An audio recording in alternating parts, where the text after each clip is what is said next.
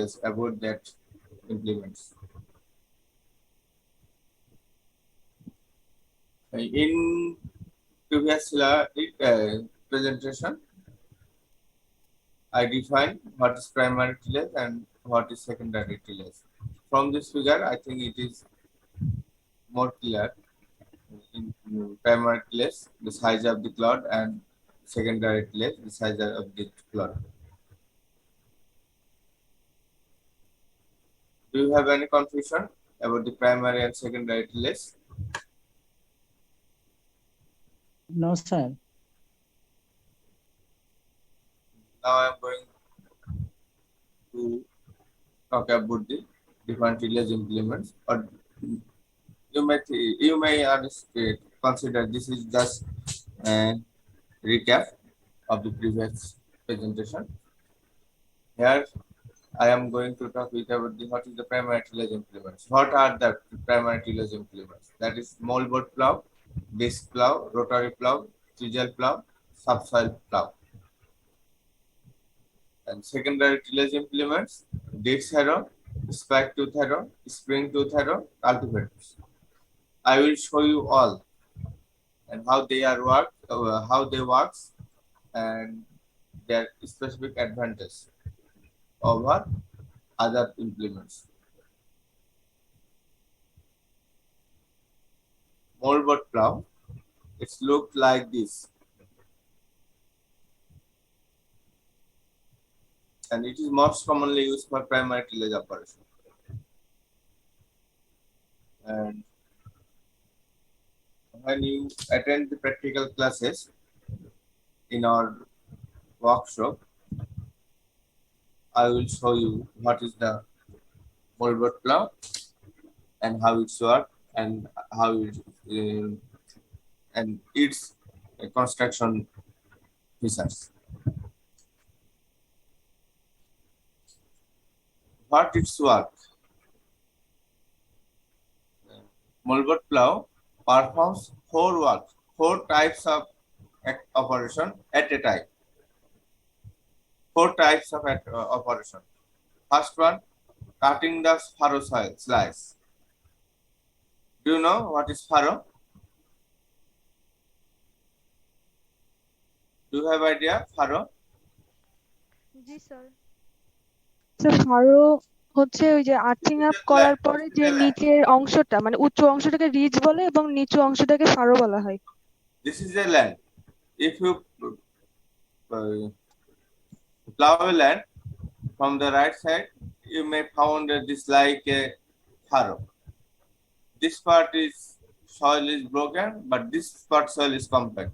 If you turn again, this part soil is broken, this soil is compact. And this here you may found like this. This called furrow. Lift the furrow slice. It not only make this, it just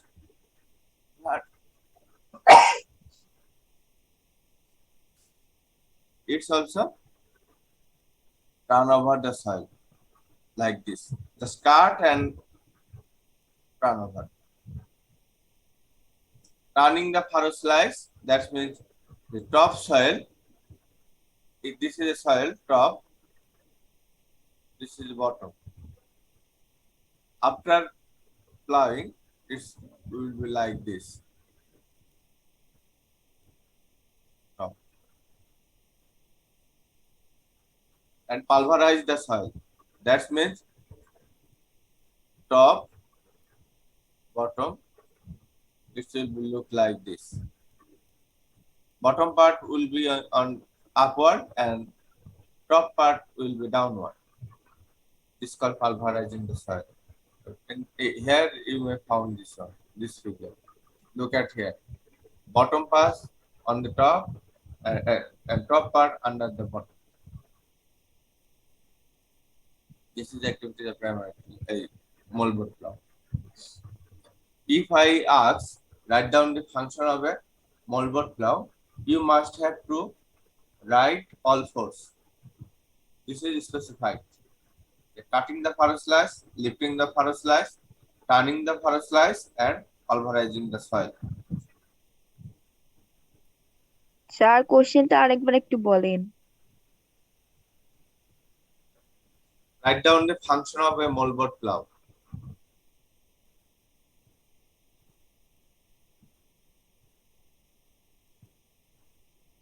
Next, moldboard plough components.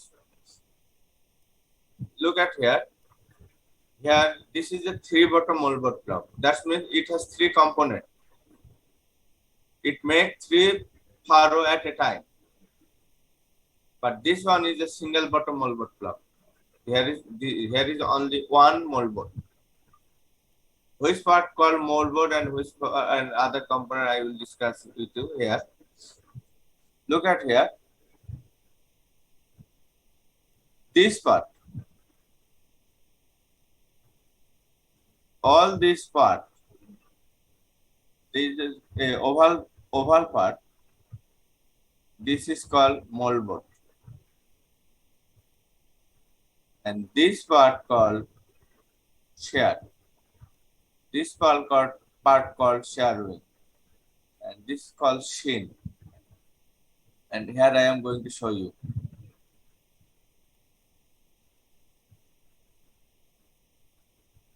Look at here. This is moldboard, and the full part from here to here, this is called shear. All are the part of a shear, and but this shear has also 3 components: wing of shear, point of shear, and cutting edge.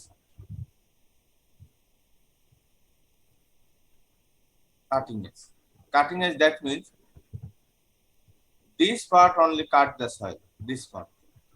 And during tillage, this part at first penetrate into the soil. And this is another part, this called shin, this called land side, this called frog, this called beam. And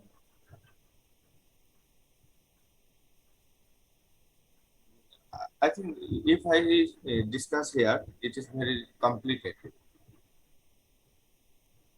to understand. But when you just remember this, the moldboard plough has this components: moldboard, shear, shin, frog, land side, beam.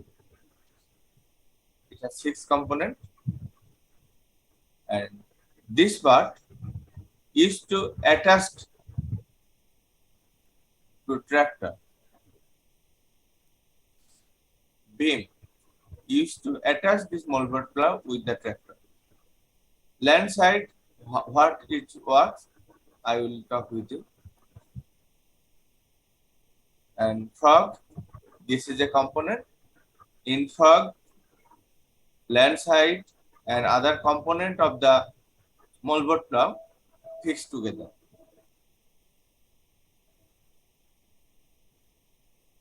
Here is the explanation. Shear, I already talked. This is the part of the moldboard plough, and it's help to cut the soil. And moldboard plough receive the furrow slash from the shear and turn its break, crush, and pulverize the chunk of the soil.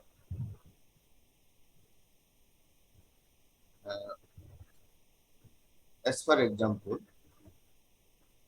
you want to pull some ice cream with a spoon. What it will happen?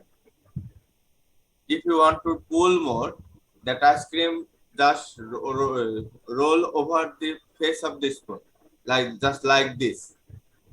The moldboard plough will also do the same thing. When the soil come to the moldboard plough, it just turn over like this and make it small part, small pieces. Excuse me sir, What? যদি একটু Bangla explain করতেন তাহলে ভালো হতো। Okay. Thank you. Bangla explanation হচ্ছে শেয়ারের কথা যেটা বলেছি, শেয়ারটা হচ্ছে সয়েলের ভিতরে মোলবোর্ড প্লাউ, যেটা মোলবোর্ড প্লাউয়ের শেয়ার অংশটা শুধুমাত্র সয়েলের ভিতরে প্রবেশ করে। এবং এখানে কয়েকটা অংশ আছে, শেয়ার পয়েন্ট আছে, শেয়ার উইং আছে এবং কাটিং এজ আছে। শেয়ার পয়েন্টটা প্রথম সয়েলের ভিতরে প্রবেশ করে, আর কাটিং এজ মূলত সয়েলটাকে কাটে। আমাদের যে কুদাল দেখেছো, স্পেড, স্পেড কিভাবে কাজ করে? প্রথমে ইয়ে দিলে, বাড়ি দিলে কি সামনের যে একটা ফেস আছে, ফেসটা সয়েলের ভিতরে প্রবেশ করে, তারপরে যে ও কাজ করে সে হচ্ছে একটু বাঁকা করে টান দিলে সয়েল চাঙ্ক উঠে আসে। কিন্তু এটা তো মেকানিক্যাল। এই সয়েল চাঙ্কটাকে উল্টানোর জন্য মোলবোর্ডটা ইউজ করা হয়। শেয়ার কেটে সামনের দিকে যদি আমরা যেতে থাকি, তোমাদের প্র্যাকটিক্যাল এক্সাম্পল কি বলতে পারি, যে ছোটবেলা খেলছে না কাদা নিয়ে, একটু নরম কাদা হলে ওর ভিতরে যদি একটা চামচ বা কিছু দিয়ে যদি আমরা সামনের দিকে আগাতে থাকি, কিছু সয়েল চামচের উপরে আসে আর চারদিকে ছড়াই যায়। ঠিক এই কাজটা মোলবোর্ড প্লাউ। আবার আইসক্রিম যদি উঠাতে চাই, একটা চামচ দিয়ে যদি আইসক্রিম উঠাতে চাই, আইসক্রিম যদি বেশি উঠাই ফেলি চামচে, তাহলে কি হবে? প্রথমে একটা শেপ তৈরি হয় চামচের ওই ফেস, যেটা চামচের ওই অংশ দিয়ে উঠতে উঠতে, তারপরে যদি আমরা বক্সের ভিতরে প্রবেশ করাই, তাহলে কি হবে? চামচের গা বেয়ে উল্টায় পড়ে যায়। মোলবোর্ড প্লাউ ঠিক একই কাজটা করে। আর শিন, যেটা শিনটা এখানে বোঝালে তোমরা বুঝতে পারবে না, আমরা যখন প্র্যাকটিক্যালি দেখাবো তখন ভালো মতো বোঝাবো যেটা শিন অ্যাকচুয়ালি কি কাজে ব্যবহার করতে হয়। আর ফ্রগ হচ্ছে মোলবোর্ড প্লাউয়ের মোলবোর্ড, শেয়ার, ল্যান্ড সাইড, বিম, এই চারটাকে একসাথে ফিক্স করে রাখা। চারটা যদি আলাদা আলাদা থাকে কাজ করবে না, চারটাকে একটা একটা ফ্রেমের উপরে নাট বলতে ফিক্স করে দেওয়া হয়। এটাই হচ্ছে শিন, ফ্রগ। আর ল্যান্ড সাইড আছে, আমরা যদি জমি চাষ করতে চাই, তাহলে একদিকে শক্ত থাকে আর একদিকে মাটি হচ্ছে ভেঙে দেয় প্রথম টান। তখন যখন মাটির ভিতরে কোনো কিছু প্রবেশ করানো হয়, সে মাটি বা তখন মাটি হচ্ছে মোলবোর্ড প্লাউয়ের উপর একটা ধাক্কা দেয়। সে ধাক্কাটা যেন উল্টায় না, সে উল্টানো থেকে রোধ করার জন্য ল্যান্ড সাইডটা ইউজ করা হয়। তোমরা কেউ দেখেছো কিনা গরুর লাঙ্গল? গরুর লাঙ্গল দিয়ে যখন জমি চাষ করে, তখন দেখবে যে একদম পিছনের ওই লাঙ্গলের যে অংশটা, হ্যান্ডেলটা ধরে রাখে। যদি ধরে রাখে, তখন যদি একটা কন্টিনিউয়াস চাষ করতে থাকে, তাহলে হাতে একটা কিন্তু ভাইব্রেশন টের হয়। ল্যান্ড সাইডটা মোলবোর্ড প্লাউয়ের ক্ষেত্রে ভাইব্রেশনটা রিডিউস করে। এরপরে বিম, বিমের কাজ কি সেটা আমি বলেছি। বিমটা মোলবোর্ড প্লাউটাকে ফ্রেমের সাথে অ্যাটাচ করে দেয়, যে ফ্রেমটা ট্রাক্টরের সাথে লাগানো থাকে। এটা যদি আমরা ফিজিক্যালি দেখি, যেটা দেখতে ঠিক এরকম দেখা যায়। যেখানে দেখো পয়েন্ট আছে, এই জায়গা, এখানে একটা পয়েন্ট আছে, এখানে একটা পয়েন্ট থাকে, আর ঠিক এর অপোজিটে এখানে আর একটা পয়েন্ট থাকে। এই তিনটা পয়েন্ট দিয়ে ট্রাক্টরের সাথে লাগানো হয়। দেখো, এটা হচ্ছে মোলবোর্ড প্লাউ, এটা হচ্ছে বিম। সিমিলারলি এটা মোলবোর্ড প্লাউ, শেয়ার আছে, ব্যাক সাইডে ল্যান্ড সাইড আছে, অনেক কিছু আছে। এটা হচ্ছে ফ্রেম, বিম। এই বিমটা এই এই একটা ফ্রেমের সাথে, দেখো ফ্রেমের সাথে লাগানো থাকে, যেন এটা ট্রাক্টরের সাথে সংযোগ দেওয়া হয়।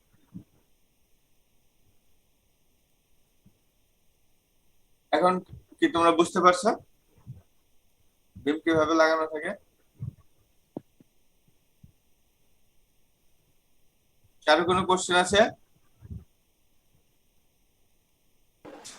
স্যার দুইটা বিম যেটাতে লাগানো থাকে সেটাকেও বিম বলে? এটা হচ্ছে বিম। জি প্রত্যেকটা স্যার। মোলবোর্ড প্লাউয়ের সাথে একটা করে বিম থাকে। এই বিমটা আবার একটা আলাদা ফ্রেমের সাথে লাগানো থাকে, যে স্যার ফ্রেম ওই ফ্রেম, ট্রাক্টরের সাথে লাগানোর জন্য ডিজাইন করা। সেই যে যেটা যে ফ্রেমের সাথে লাগানো থাকে ওটাও তো বিম ইন্ডিকেট করা আছে। কোনটা? স্যার যে দুইটা বিম যে ফ্রেমের সাথে লাগানো আছে, যেখানে এটা এটা এটা জি এটা নাম দেখো, স্যার ব্রেস বিম। ব্রেস বিম।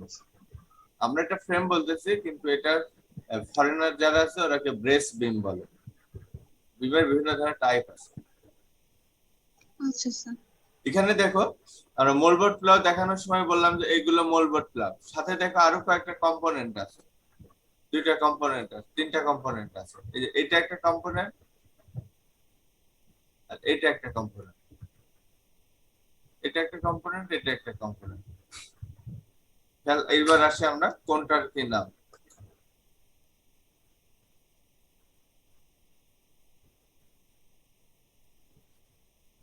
পরে আসি। এখন কথা আছে মোল্ডবোর্ড প্লাউ, এটা বড় না ছোট, এটা কিভাবে মেজার করা হয়, এর সাইজ কত, কিভাবে ক্যালকুলেশন করা হয়? উইথ অফ ফারো, এটা মেজার করা হয় উইথ অফ ফারো দিয়ে। ফারোর সেক্ষেত্রে আমরা এই ছবিটা দেখাই।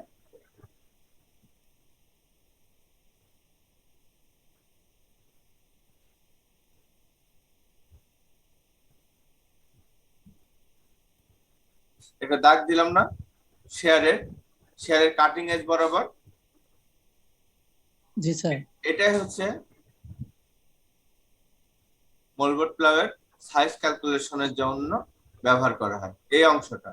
এটা যত সেন্টিমিটার লম্বা হবে মোল্ডবোর্ড প্লাউয়ের সাইজ তত সেন্টিমিটার। এখানে আসে আবার, এবার আসে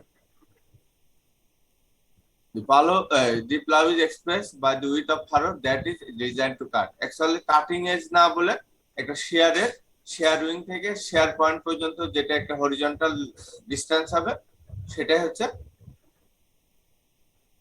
উইথ অফ ফারো। এখানে সাধারণত একটা কথা বলে, আমাদের দেশে যে মোল্ডবোর্ড প্লাউ গুলো আছে সেটা ম্যাক্সিমামই হচ্ছে ট্র্যাক্টর অপারেটেড। বাইরের দেশে কিছু ডিজাইন আছে যেটা হচ্ছে গরু দিয়েও ব্যবহার করে, গরু দিয়ে ওটা হচ্ছে মোল্ডবোর্ড প্লাউটা চালায়। সেখানে খেয়াল করে দেখবা ট্র্যাক্টর অপারেটেড যেটা, সেটা 3 থেকে 4টা থাকতে পারে, 3 থেকে 4টা মোল্ডবোর্ড থাকে। কিন্তু গরু দিয়ে তৈরির ক্ষেত্রে, গরু দিয়ে যখন চালানো হয় তখন একটা থাকে, 1 পিস থাকে, এবং সেটার কাটিং উইথ সাধারণত 15 থেকে 20 সেন্টিমিটার হবে। কারণ এর বেশি হলে এ পেয়ার অফ ব্লক দ্বারা সেটা চালানো যাবে না, এ পেয়ার অফ বুল দ্বারা সেটা চালানো যাবে না, কারণ গরু যে ক্ষমতা সেটা এর বাইরে চলে গেলে 15 থেকে 20 সেন্টিমিটারের বাইরে যদি ফারো সাইজ হয় সেটা তাহলে ওই গরু ওটা কাজ করতে পারবে না, পুল করতে পারবে না। ট্রাক্টরের ক্ষেত্রে এটা 3টা থেকে 4টা থাকতে পারে। আর উইথ অফ বটম 30 থেকে 40 সেন্টিমিটার হতে পারে, 30 থেকে 40 সেন্টিমিটার সাইজ নির্ভর করে। আর আরেকটা বলি যে এটা 3টা থাকতে পারে, 4টা থাকতে পারে, সেটা কিভাবে নির্ভর করবে, ট্রাক্টরের কত পাওয়ার আছে, horse power, tractor horse power.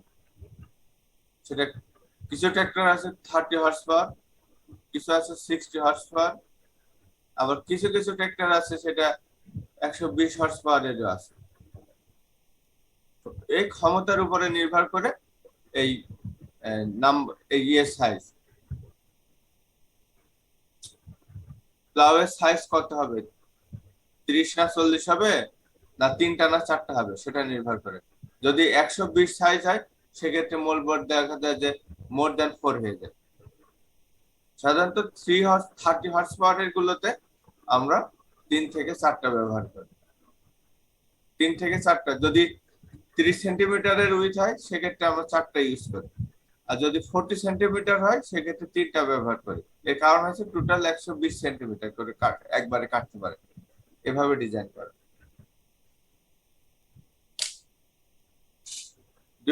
তোমাদের কোনো কোশ্চেন আছে?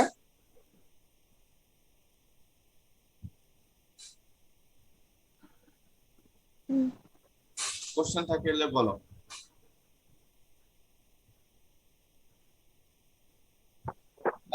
লাস্টের হর্স পাওয়ারটা যদি বলতেন স্যার কাইন্ডলি। হর্স পাওয়ারে যেটা আছে, হর্স পাওয়ারেরটা ইঞ্জিন যখন পড়াবে ইঞ্জিন মনে হয় পড়ানো শুরু হয়ে গেছে, ওই সময় হর্স পাওয়ার ডিটেলস আলাপ করবে। হর্স পাওয়ারটা কি, কত কি, এটা ডিটেলস আলাপ করবে। না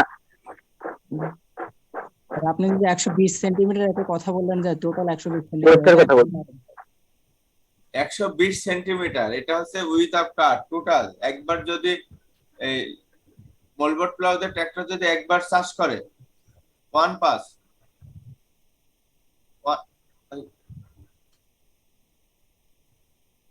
যদি ওয়ান পাস ধরো এটা একটা জমি আছে, মোলবোর্ড প্লাউ চাষ করলে একবারে গেলে যদি এরকম যায় তাহলে এটা 120 সেন্টিমিটার হয় বা 90 সেন্টিমিটার। এটা নির্ভর করবে হর্স পাওয়ারের উপরে, কত হর্স পাওয়ার। আর মোলবোর্ড প্লাউ যেটা যে একটা ডিজাইন করা হয়েছে, এটা এটা সাইজ 30 অথবা 40 সেন্টিমিটার হয়। এটা 30 না 40 সেন্টিমিটার, এটা তোমার কোন ট্র্যাক্টর ব্যবহার করবা সেই অনুযায়ী তোমাকে সিলেক্ট করে নিতে হবে। ইচ্ছা মতো আমি 40 সেন্টিমিটারের চারটা লাগিয়ে দিলাম আর আমার ইঞ্জিনের ক্যাপাসিটি আছে 30 হর্স পাওয়ার, তাহলে এই ট্র্যাক্টর ওই মোলবোর্ড প্লাউ চালাতে পারবে না। যখন মাঠে জমি চাষ করতে যাবে তখন ওই স্টার্ট বন্ধ হয়ে যাবে। তো এই ক্ষমতা, ট্র্যাক্টরের ক্ষমতা অনুযায়ী আমার এই সাইজটা সিলেক্ট করতে হবে মোলবোর্ড প্লাগ, এবং কয়টা লাগাবো সেটা সিলেক্ট করতে হবে। কোনো কোশ্চেন আছে আর জুবাইর? No sir. ফরেনার ওরা কি জয়েন করছে? একজনও কি আছে? জুবাইর বলতে পারো কেউ আছে কিনা ফরেনার? স্যার আছে, স্যার আছে। What? Okay. Now I have to explain it again in English. If in I talk in Bengali about the size of a moldboard plough, actually, if it is bulk driven, then the size will be 15 to 20 centimeter. If it is tractor driven, then the size will be 32 centimeter. And when 30, when 40, it also depends on the capacity of the tractor. And there is another thing. And sometimes the number of moldboard plough is 3, sometimes number of moldboard plough is 4. It also depends on the manufacturer and the rating of the tractor. Which tractor will be used to drive the moldboard plough.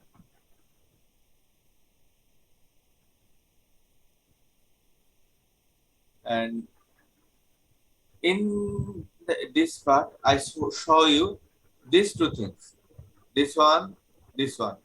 Now I am going to talk with you about this one. This is a single bottle moldboard plough, this figure. And if you look at here, this is moldboard.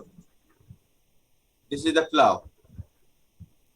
This part is share, and this is moldboard, and other part is behind the plough, moldboard. And here you found two things. This is a disc part, and this is another like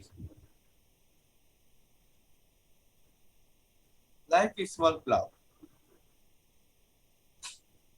I am going to talk with you about these two parts, and this two part is called as attachment.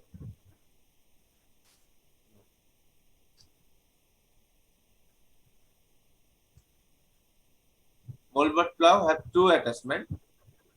It has two attachment. One is Coulter, another is jointer. Coulter and jointer. Now I am talking with you about the Coulter.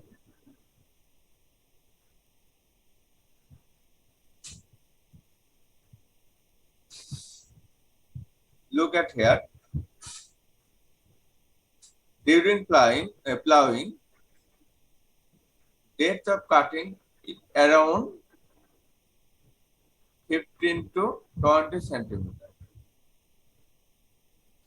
Okay, 15 to 20 centimeter. If you want to pull the soil at a time, it is difficult and it takes more power. But if you want to cut this soil, this is 15 centimeter, that's 15 to 20 centimeter in 2 steps.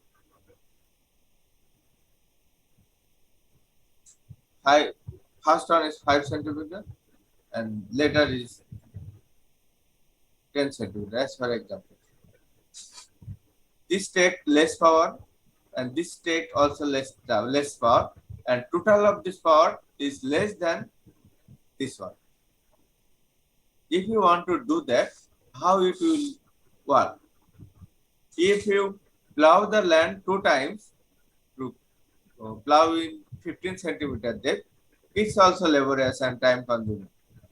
So in moldboard plough, there is 2 systems. In moldboard plough, there is another part. This is called Coulter.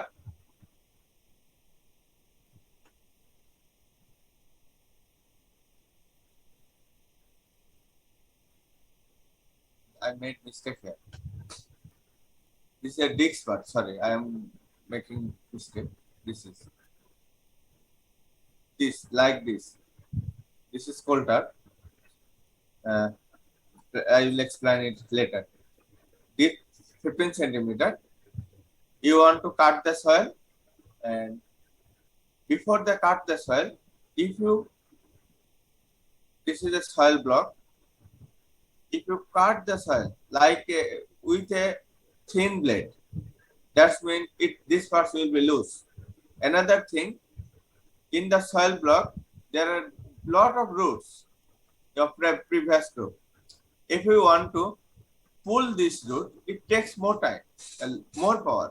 But if you cut it, it takes less power. So before ploughing, the Coulter cut the soil just like a line, make a line. It's around 10 centimeter from the top, around 10 centimeter top. উপর থেকে around 10 centimetre গভীর পর্যন্ত সয়েলের উপরে একটা কেটে যাবে। আরেকটা কথা বলি, আমরা অনেক সময় কি করি, সয়েলের ভিতরে কিন্তু কাঁচি দিয়ে দাগ টেনে পরে ওই সয়েলটা যদি উঠাতে চাই তাহলে ওখানে ফোর্স কম লাগে। আর আরেকটা বলি যে যখন কোন জমির ভিতরে আগাছা থাকে, রুট থাকে, সেই রুট গুলো যদি তুমি হাত দিয়ে টেনে ছেড়ো তোমার ফোর্স বেশি লাগবে, কিন্তু ওটা যদি একটা কাঁচি বা কোনো কিছুতে কেটে উঠাও সেক্ষেত্রে ফোর্স কম লাগে। এইটা মাথায় রেখে এই কোল্টারটা এখানে ইউজ করা হয়েছে। এই কোল্টারের কাজ হচ্ছে সয়েলের ভিতরে অ্যারাউন্ড 10 সেন্টিমিটার ডেপথ পর্যন্ত কেটে দেওয়া এবং ওই সয়েলের ভিতরে যদি কোনো রোড বা অন্য কিছু থাকে সেগুলো কেটে যাবে। এটা জাস্ট 2 ধরনের হয়ে থাকে, ডিস্ক টাইপের হয়ে থাকে, নাইফ টাইপের হয়ে থাকে। ডিস্ক অথবা নাইফ, আমরা এখানে যেটা দেখাচ্ছি সেটা হচ্ছে ডিস্ক টাইপ। আর জয়েন্টার আগে যেটা ব্যাখ্যা করছিলাম, জয়েন্টার 15 থেকে 20 সেন্টিমিটার এটা থাকে। একবারে যদি সয়েলটা ফুল করতে চাই তাহলে পরিশ্রম হবে, পাওয়ার বেশি লাগবে, কিন্তু সেটা না করে জাস্ট এটা 2টা স্টেপে কাটা হয়। প্রথম পার্টটা এই জয়েন্টার পার্টটা যেটা আছে, জয়েন্টার পার্টটা अराउंड 3 to 5 সেন্টিমিটার পর্যন্ত সয়েল আগে উঠায় নেয়, পরে মোল্ডবোর্ড প্লাউ যেটা আসে সে বাকি সয়েলটা উঠায় নেয়। যদি আমরা তোমাদেরকে বলি, যখন সয়েলের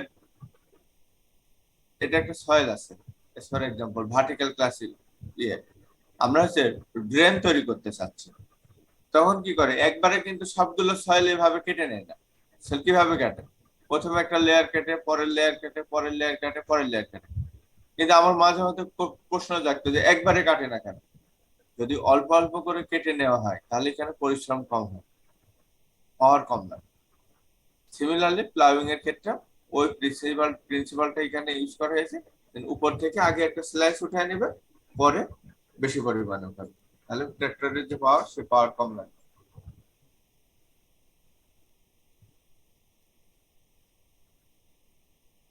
ওগুলো ছিল অ্যাটাচমেন্ট সম্বন্ধে। What are the attachment of a mouldboard plough. তোমরা দুইটা জিনিস মাথায় রাখবা যে মোল্ডবোর্ড কি। মোল্ডবোর্ডের হচ্ছে একটা মোল্ডবোর্ড প্লাগ ড্র করে তার হচ্ছে বিভিন্ন কম্পোনেন্ট হচ্ছে লেভেলিং করা। আমরা এখানে যদি কোনো মোল্ডবোর্ড প্লাগ ড্র করতে যাই, সাধারণত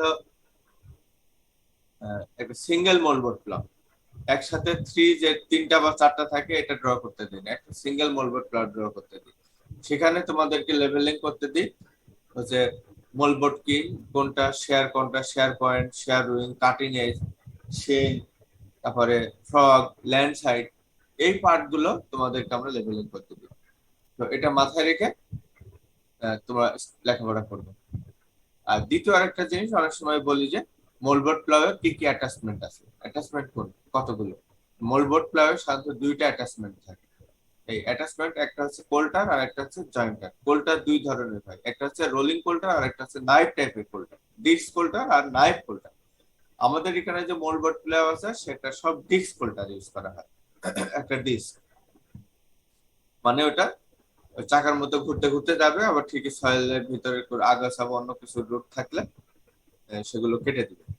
আর ইউজ করা হয় জয়েন্টারটা জাস্ট একবারে 20 সেন্টিমিটার সয়েল না উঠায় উপর থেকে 3 থেকে 5 সেন্টিমিটার সয়েল প্রথমে কাটবে, তারপরে মোল্ডবোর্ড প্লাগ বাকিটা কাটবে। এই জয়েন্টারটা দেখতে কিরকম, এটার আরো যদি আমরা এক্সাম্পল দিই, তাহলে তোমরা কি কখনো রসুন বা পেঁয়াজ লাগানোর সময় একটা ছোট একটা লাঙ্গল হাত দিয়ে অপারেট করে, লাঙ্গল ব্যবহার করে, এটা কি কেউ দেখেছো? রসুন বা পেঁয়াজ। জি স্যার। জি স্যার, ওই যে একটা ছোট যে লোহার হ্যাঁ, নিড়ানি মতো। ওটা হাত দিয়ে অপারেট করে। কি করে ওটাতে জাস্ট ওই যে আগে জমি চাষ করা থাকে ওর ভিতরে জাস্ট লাইন তৈরি করার জন্য ওই ছোটগুলো ব্যবহার করা হয়। Coal tar jointer just like that.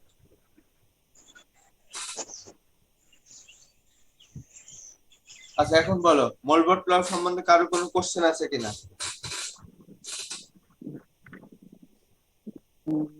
Sir এটা কি বাংলাদেশে আছে স্যার? আমি তো কখনো দেখি নাই। আমাদের ডিপার্টমেন্টে প্র্যাকটিক্যাল করতে আসবে, সব দেখায় দিব।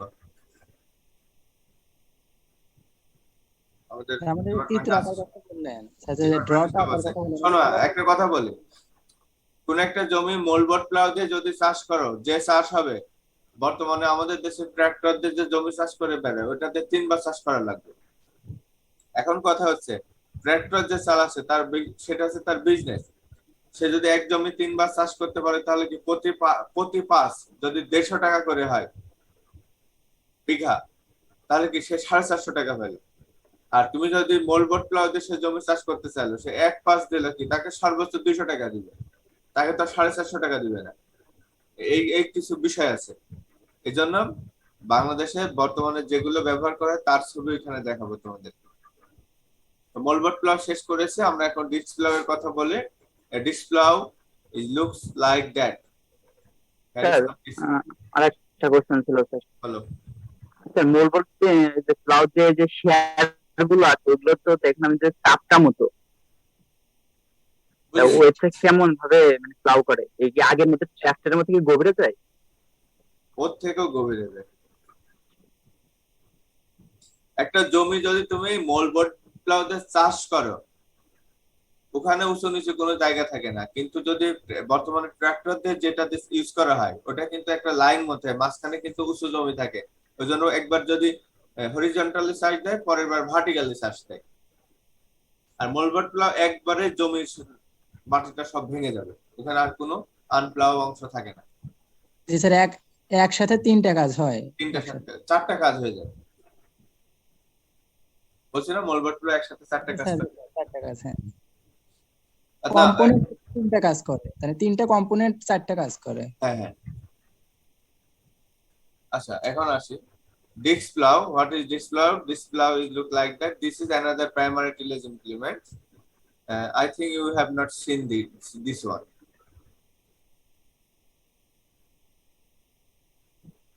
Disc plough works well in the condition where moldboard plough does not work satisfactorily. Mouldboard plough, disc প্লাউটা মোল্ডবোর্ড প্লাউয়ের থেকেও ভালো। কিছু কিছু জায়গা আছে, এক্সাম্পল বলি, তোমরা আখ চাষ করার পরে জমির কি কন্ডিশন হয় দেখেছ? একটা জমিতে যদি আখ চাষ করে তাহলে কি হয়? দুইবার হারভেস্ট করে, কিন্তু একবার চাষ করে আখের ওই ইয়েটা লাগিয়ে দেয়, স্টেমটা লাগিয়ে দেয়, পরে প্রথমবার হারভেস্ট করে, ওটা জমি চাষ না করে দ্বিতীয়বার আবার হারভেস্ট করে, কিছু কিছু জায়গায় ওটা তিনবারও হারভেস্ট করে। দেখেছো কি? আর অভিজ্ঞতা আছে স্যার আমাদের এখানে একবারই হয়। তোমাদের রাজশাহীর ওদিকে, তাই না? না স্যার, কুড়িগ্রাম। আখ চাষ, তখন ওই আখ চাষ করার ফলে আখের যে রুট গুলো আছে সেটা কিন্তু খুব শক্ত থাকে। কেউ যদি জমি চাষ করতে চায় তাহলে আখের রুট গুলো প্রথমে কোদাল দিয়ে কেটে নেয়, তারপরে জমি চাষ করে। যদি তুমি মোল্ডবোর্ড প্লাউ ইউজ করতে চাও তাহলে তোমার আগে ওই রুট গুলো কেটে নিতে হবে, শক্ত রুট গুলো, না হলে মোল্ডবোর্ড প্লাউ দিয়ে জমি চাষ করা যাবে না। কিন্তু ওই জায়গায় যদি তুমি ডিস্ক প্লাউ ব্যবহার করো তাহলে কোনো সমস্যা হয় না। ডিস্ক প্লাউ এমনিতে, কারণ এটা একটা ডিস্ক, তো এটা এমন ভাবে কি হবে, ধর রুট এভাবে আছে সয়েলের ভিতরে, ও ডিস্ক প্লাউ ঢুকে একদম নিচ থেকে রুট সহ একদম উপরে উঠে ফেলবে। আবার আরেকটা আছে কলা গাছ। কলা গাছ কিন্তু খুব নরম। আমরা যখন ছোট ছিলাম, যার স্বাস্থ্য ভালো একটু, তার শক্তি পরীক্ষার জন্য কি কলা গাছের ভিতরে এভাবে আঙ্গুল প্রেস করে দেয়। গ্রামের বাচ্চারা এরকম আছে, মানে মাত্র শিশু থেকে যখন কৈশোরের দিকে যায় তখন অনেক ভূত মাথায় চাপে। আর একটা ভূত হচ্ছে ওই কলা গাছ দেখলে ওরা আঙ্গুল প্রবেশ করাতে চায় কলা গাছের ভিতরে, কিন্তু কলা গাছের রুট যেটা সেটা কিন্তু খুব শক্ত। নর্মাল জমি প্লাউ দিয়ে যদি চাষ করো তাহলে তোমার প্লাউ ভেঙে যাবে। ট্রাক্টর যেটা আছে, ট্রাক্টর পাওয়ার টিলার আছে, ওরা কিন্তু কলা গাছ যে জমিতে ছিল চাষ করা হয়েছে ওই জমি চাষ করতে চায় না, বলে যে রুট গুলো উঠাইয়ে দিলে তারপরে সে চাষ করবে। ওই জমিগুলোর ক্ষেত্রে মোল্ডবোর্ড প্লাউ ইউজ করে পরিবর্তে ডিস্ক প্লাউ ইউজ করতে হয়। মোল্ডবোর্ড প্লাউ ইউজ করলে ওই জমিগুলো কাজ করবে, ওখানে হচ্ছে ভালো মতো প্লাউইং হবে না, সেক্ষেত্রে ডিস্ক প্লাউ ইউজ করা হয়। আর দ্বিতীয় আর একটা জিনিস হচ্ছে, অনেক সময় দেখা যায় না এক জায়গায় কনস্ট্রাকশনের কাজ হয়েছে, বিশেষ করে রাস্তা তৈরি করা হচ্ছে, রাস্তার আশেপাশে কিন্তু অনেক জমি থাকে যেখানে ইট টিট অনেক কিছু পড়ে থাকে। কনস্ট্রাকশন শেষে ফার্মার যদি ওই জায়গায় জমি চাষ করতে যায় তাহলে কি সমস্যা হবে? জমির ভিতরে অনেক ইট থাকে, ইটের টুকরা থাকে, নর্মাল প্লাউতে চাষ করলে প্লাউটা ভেঙে যেতে পারে। ওই জায়গাগুলোতে সাধারণত ডিস্ক প্লাউ ইউজ করা হয়। আবার আরো একটা বিষয় আছে, একটা জমি আছে দেখা যাচ্ছে 4-5 বছর ফেলে রেখেছে, কোনো জমি চাষ করেনি, ওখানকার সয়েল গুলো হার্ড হয়ে গেছে। হঠাৎ মনে হলে না আমার না এই জমি আছে, জমি পড়ে রয়েছে কেন, আমি চাষ করবো, তখন তুমি নর্মাল ট্রাক্টর দিয়ে চাষ করতে গেলে জমি চাষ করা যাবে না। সেক্ষেত্রে তোমাকে মোল্ডবোর্ড প্লাউ অথবা ডিস্ক প্লাউ ইউজ করতে হবে। আবার ওই জায়গায় যদি ফ্যালো ল্যান্ডের ভিতরে তোমার গাছপালার কোনো রুট টুট থেকে থাকে, সেক্ষেত্রে ডিস্ক প্লাউ থেকে মোল্ডবোর্ড প্লাউ থেকে ডিস্ক প্লাউ ইউজ করাটা জরুরি। একটা ডিস্ক প্লাউ ছবিটা ক্লিয়ার না, তারপরেও এর থেকে ভালো ছবি পাইনি আমি। এটা দেখতে কিরকম থাকে তার একটাই, এটার কনফিউশন থাকবে। তোমরা জাস্ট আমাদের ওয়ার্কশপে যখন প্র্যাকটিক্যালটা শেখাবো ওই সময় ছবি উঠে নিয়ে গিয়ে এবং ওই সময় ডিটেলস ব্যাখ্যা করে শেখাবো তোমাদের কাম। যে টিচারই তোমার গ্রুপ টিচার হোক না কেন, উনি তোমাদেরকে ভালো মতো শেখাবে। জাস্ট ছবি দেখো। ডিস্ক প্লাউ সাধারণত 3টা থাকে মোল্ডবোর্ড প্লাউয়ের মতো। এখানে একটা ফ্রেম থাকে, এই জায়গায় দেখো ফ্রেমটা, কলমটা রাখলাম।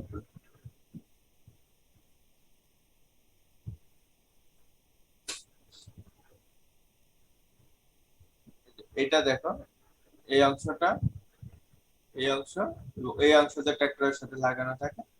আর এটা হচ্ছে মোল্ডবোর্ড প্লাউয়ের অংশ, এর বিভিন্ন ফ্রেম থাকে, সেগুলো আলাপ করে পড়াবো, দেখিয়ে দিব তোমাদের। Disc plough, how it's work, it depends on two angle. Two angle is very important. How it's work? Disc plow has two angle. One is disc angle, another is tilt angle. Disc angle and tilt angle. Disc angle. Look at here. This curve.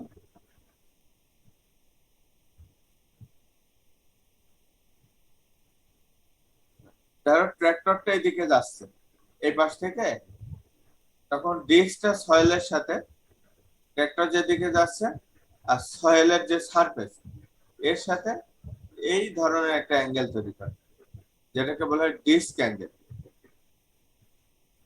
Tractor যখন যায় তখন ট্রাক্টরের direction আর ডিস্কের যে face থাকে সেটা সয়েলের সাথে এই অ্যাঙ্গেল তৈরি করে, এটাকে বলে ডিস্ক অ্যাঙ্গেল।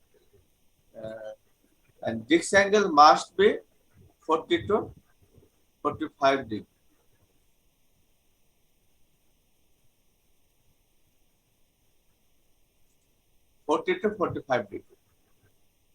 যদি 40 ডিগ্রির বেশি হয়ে যায় তখন যে সমস্যাটা হবে, সয়েলের ভিতরে, এটা একটা সয়েল, ফর এক্সাম্পল এটা একটা সয়েল, সয়েলের ভিতরে এরকম ভাবে যদি প্রবেশ করে তাহলে সয়েলটা বেশি উঠবে, সয়েল উপরের দিকে উঠানো যাবে। আর যদি তোমার একটা কথা বলো,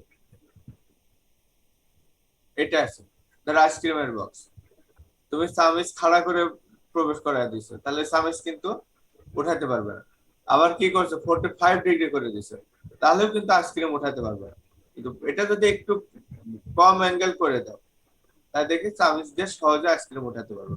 সিমিলারলি সয়েলের ক্ষেত্রে এরকম, যদি 45 ডিগ্রি বেশি হয় তাহলে ডিস্কটা সয়েলের ভিতরে বেশি প্রবেশ করবে এবং ওই মাটিটা পুল করা ওই প্লাউয়ের জন্য ডিফিকাল্ট হবে বা ট্রাক্টরের জন্য ডিফিকাল্ট হবে। আবার আছে টিল্ট অ্যাঙ্গেল। এখানে দেখো গ্রাউন্ড সারফেস, এটা হচ্ছে ভার্টিক্যাল। এই অ্যাঙ্গেল যদি তৈরি করে তাহলে এর মাঝখানে যে অ্যাঙ্গেলটা হবে সেটা হবে টিল্ট অ্যাঙ্গেল। টিল্ট অ্যাঙ্গেলের ক্ষেত্রে বলা আছে একটা ডিস্কের ক্ষেত্রে 15 থেকে 22 ডিগ্রি হতে পারে, 15 থেকে 22 ডিগ্রি হতে হবে। এর থেকে যদি কম বা বেশি হয় তাহলে সমস্যা আছে। যদি টিল্ট অ্যাঙ্গেল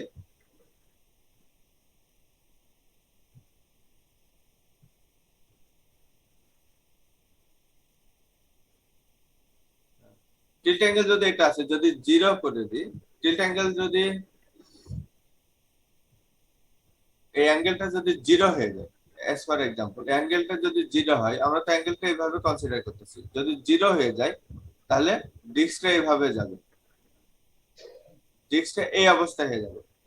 এখন যদি ট্রাক্টর সামনের দিকে যায় তাহলে কি হবে, এটা কিন্তু সয়েলের ভিতরে প্রবেশ করতে পারছে না, তখন কি হবে, ওই সয়েল প্লাউইং না হয়ে জাস্ট উপর থেকে ওই টানতে টানতে যাবে।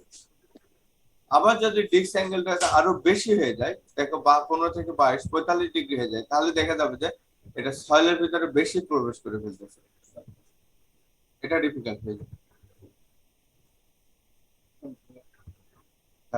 আমি কথা বলবো, তুমি দাঁড়াও। তাহলে দুইটা জিনিস মাথায় রাখতে হবে, ডিস্ক অ্যাঙ্গেলের ক্ষেত্রে 40 থেকে 45 ডিগ্রি হতে হবে, আর টিল্ট অ্যাঙ্গেলের ক্ষেত্রে 15 থেকে 22 ডিগ্রির ভিতরে হতে হবে। এর কম বেশি যদি হয়ে যায় তাহলে ডিস্ক প্লাউতে যে কাজ করার কথা ছিল সেটা ঠিক মতো হবে না, অনেক হয়তো একটার ক্ষেত্রে পাওয়ার বেশি লাগবে আর একটার ক্ষেত্রে ঠিক মতো প্লাউইং হবে। এই বিষয়গুলো খেয়াল রাখবেন। There is some advantage or disadvantage between the disc plough and disc header. Disc plough advantage আছে কিছু, আমি অলরেডি এগুলো মুখে বলে ফেলেছি, তোমরা এগুলো এখান থেকে পড়ে নিও।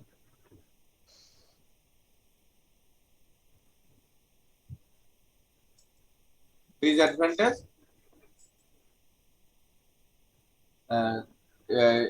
major disadvantage, it is not suitable for covering surface tears and weeds as effectively as moldboard plough.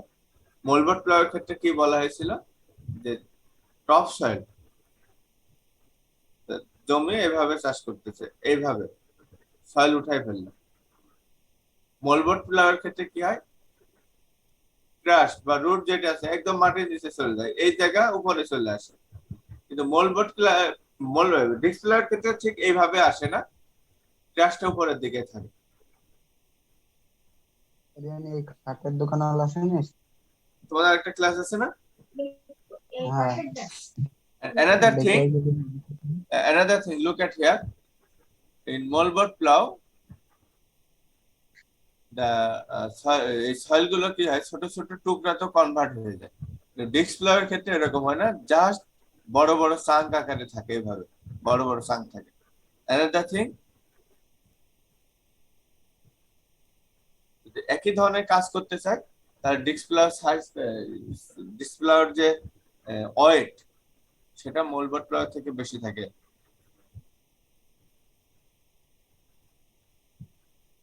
R মোল্ডবোর্ড plough কিভাবে কাজ করে, মোল্ডবোর্ড প্লাও তোমার ফোর্স, সয়েলের ভিতরে ফোর্স দিয়ে টেনে নিয়ে যায়। আর ডিস্ক প্লাওয়ার ক্ষেত্রে এরকম না, ডিস্ক ঘুরতে থাকে আর সয়েলের ভিতরে প্রবেশ করতে থাকে এভাবে। এটা তোমরা একটু যদি কারোর কোনো ইয়ে থাকে, আরো বেশি জানতে ইচ্ছা থাকে, তাহলে তোমরা ইউটিউবে দিতে পারো how MB works or how disc plough works, disc plough work দিলে তোমাদের ভিডিও অ্যানিমেশন দিয়ে সবকিছু বোঝাই দিবে সুন্দর করে, তোমরা নিজেরা একটু দেখো। আচ্ছা, আমি এই পর্যন্ত পড়ে, আজকে ডিস্ক প্লাও পর্যন্ত পড়ে, নেক্সট ক্লাসে আমরা রোটোভেক্টর থেকে পড়াবো। আমাকে একটু মনে করাই দিও। তার আগে আমি বলি যে রোটোভেক্টর for পার্টলিং or for making the soil dust, মানে কাদা, জমি কাদা করার জন্য, অথবা তোমার সয়েল যদি আমরা পাউডারের মতো করতে চাই, সেক্ষেত্রে রোটার প্লাও ইউজ করে থাকি। তো এটা আমি নেক্সট ক্লাসে পড়াবো।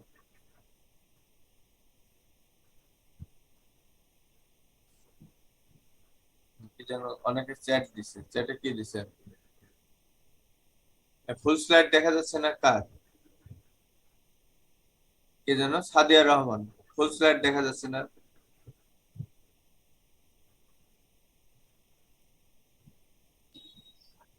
আচ্ছা, আমরা নেক্সট ক্লাসে কি করবো, আর যখন প্র্যাকটিক্যাল হবে তখন আরো ভালো করে দিব। তোমরা জাস্ট তোমাদের যেখানে যেখানে কনফিউশন আছে সেই জিনিসটা আমাদেরকে ধরাই দিবা। ওকে, তোমাদের আরেকটা কথা